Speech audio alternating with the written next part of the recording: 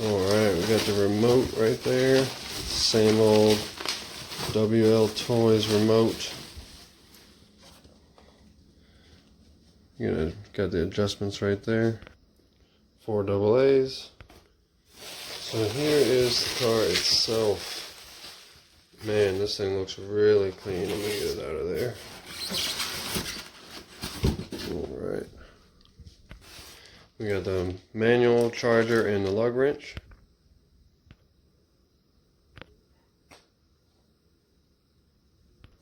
This remote's a little bit cheap, but it's not too bad. It works pretty good. The adjustments work pretty well as well. And this wheel was the only downside. I had one of these break on me. Man, out of the box, this thing just looks incredible. But I will say one thing on the pictures, it made it look a whole lot bigger than it really is. This is my hand compared to it. It's pretty small. It's not as small as the A959B, but it is pretty small. Don't be expecting it to be showing up and looking like a full-size buggy. But this thing looks very aggressive. I love the color on it. Me and my son actually picked the same color. We didn't even talk about it first. He actually picked the same color as me. So I'm going to let him run this thing too. Out of the box, the only thing I really notice is right here. Looks like somebody cut that by hand. And it's kind of just jagged. One hole is bigger than the other. And it just really wasn't necessary to be that big. But it looks really good. It's got metal towers for the shocks, front and rear. It's got adjustable turnbuckles up here. Open diffs, I believe. I'm going to have to check that here in a second. Metal chassis plate on the bottom. This thing looks incredible. I only paid $75, I think it was, for this car. Yes, I paid for it. I did not get it free. I'm going to do a review, an honest review. I have a Wltoys 12428, and that truck's been pretty reliable for me. I've rebuilt it a few times, but the only real downside out of the box was the ESC on that truck. The components lasted pretty well, except for the stock diffs. The stock diffs were plastic on that. I'd like to see if these are metal. I'm pretty sure that these are metal. I can't see them putting all these metal components on here and not having metal inside the differentials. They really need to have metal inside the differentials. Let's take this body off of here. I'm in the middle of filming my brushless project back there too. I'm going to make this truck brushless. Alright. This is a 550 can motor in here. Looks like it's got a thick mounting plate in there, very thick mounting plate. Here's the on and off switch underneath the body.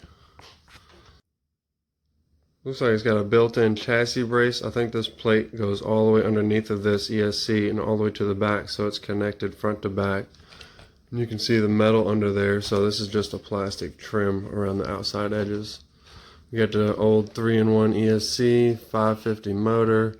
It's got a bell crank with a very small servo down in there. I'm going to have to check to see if I can't figure out about a replacement in case that thing goes out on me. Snatch this baby little battery out of here. Charge this thing up. It's a tight little fit in there. As a Dean's connector, I have a few batteries that are actually compatible with this. This is actually a pretty thick battery. I'm pretty sure this is a 1500 mAh or 1200. Yeah, it's 1500. This is a little stubby pack, but it looks like you can fit a slightly longer battery in this tray. If you look at it, that battery's pretty short. There's a lot of metal components on this thing. It just looks great. Look at that bell crank steering. This servo is quite tiny. I think maybe a MG90 micro servo might fit in there. You can see we got an aluminum drive shaft going from the back to the front. These shocks are huge on here. Well, the battery's fully charged, and I do have this extra battery. This is a 35C discharge. So it might go a little bit faster with that one in. I'm not sure, but it's a 1500 mAh as well. But we're going to try it with the stock battery so we can do a stock test run and see how it does right out the box. So I thought this would be a good comparison. Pretty similar size to that pumpkin right there. That's about an average size pumpkin. So I've got the dual rate turned down just a little bit. That way at least I get used to it. This thing's pretty touchy.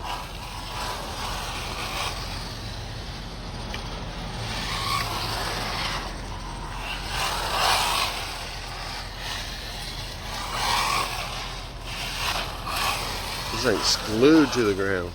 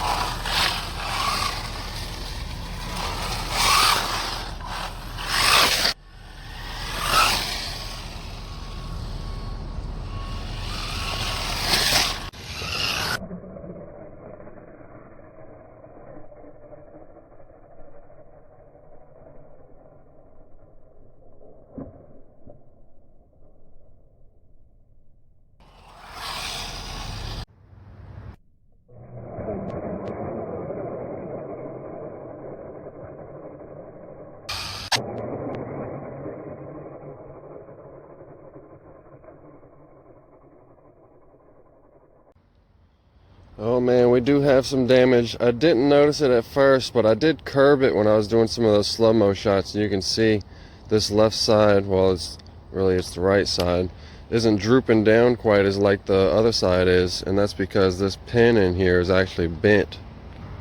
You can see that one to the right is nice and straight, and this one on the left is bent. So I'm gonna have to take this thing apart. Already did some destruction, but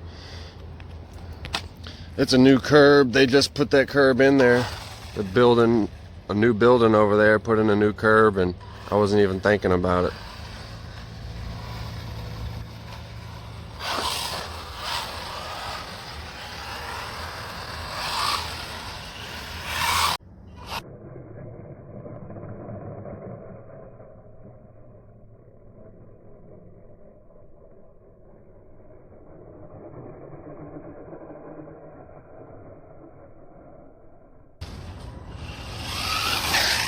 I need to go ahead and order me some decent ramps.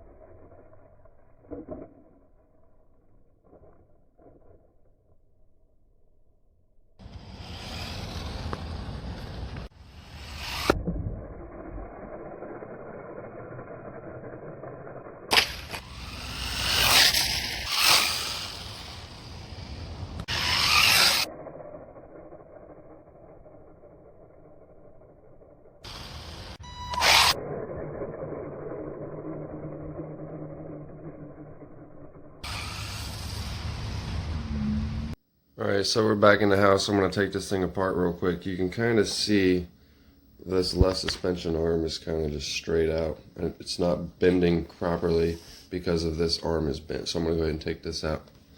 Take this body shell off. Flip this thing over. Already took these two screws out. I'm going to just slip this plate out.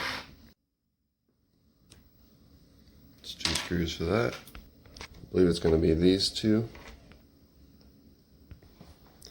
I guess it's a good time to unbox this thing as well. I picked this up off of, I think it was Amazon for like 15 bucks maybe. This is a plastic one. I kind of got gypped because I found some metal ones later on AliExpress for cheaper. But it does have a little parts tray in the bottom, and it's nice to have.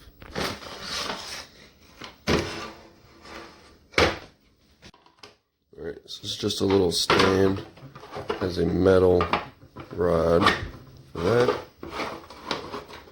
And just take, it has rubber on there, there you can read it. This just sits right on top, and you have your little parts tray right here. Throw your screws in. Alright.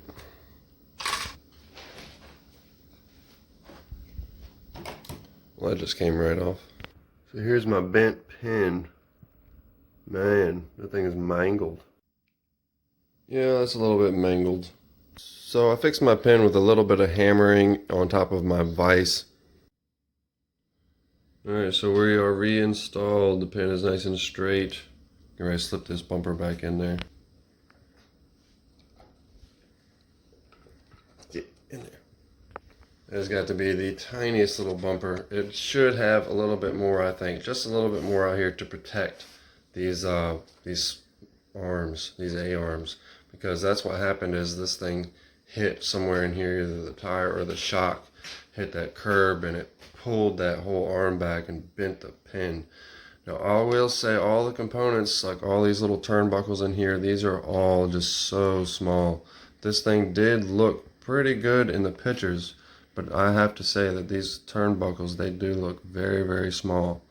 They might be metal, but on the Wltoys 12428, they were all plastic, and they lasted a long, long time. So a lot of this metal stuff is probably going to bend. I've seen a couple of videos, Tomley's RC Garage and Kevin Talbot, they both bent the shock towers already with like their first run, but they went to skate parks and jumping them like crazy. I don't really do that too much.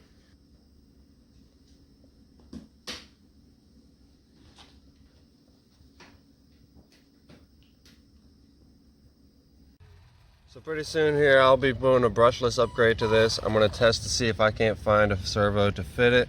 I think I'm going to go ahead and put another 4300 kV Ghoul RC 60 amp system in this truck, just like my other Wltoys. Well, if you like this truck, please subscribe, hit me up in the comments, tell me what you think. Until next time, deuces.